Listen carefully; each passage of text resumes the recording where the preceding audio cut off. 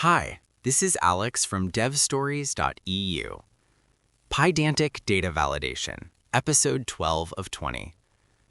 Validating fields in isolation works perfectly, right up until the moment your business logic dictates that field B is only allowed to be set if field A has a specific value.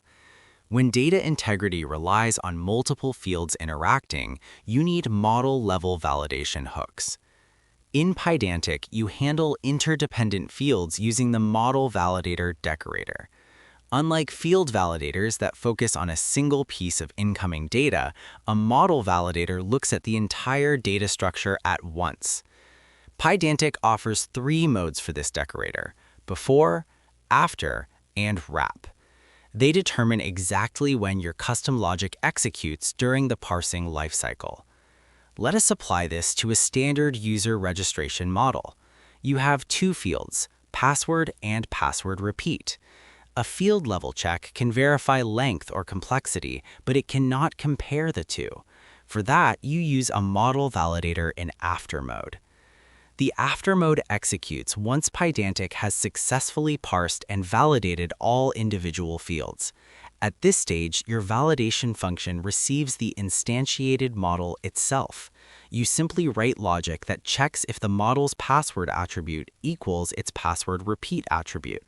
If they differ, you raise a value error. Here is the key insight. When using the after mode, your function must explicitly return the model instance, usually referred to as self at the end of the method. If you forget to return self, Pydantic will drop your validated data and return nothing. Sometimes you need to intercept data earlier. That is where before mode comes in. A model validator in before mode runs before Pydantic attempts any parsing or type coercion. Instead of a typed model instance, your function receives the raw input, which is typically a dictionary. You use this mode when the raw data structure is messy and needs adjustment before standard validation can even begin.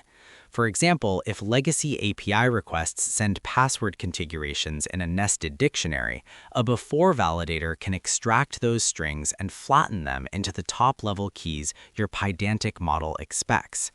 The function then returns the modified dictionary, passing it down the chain.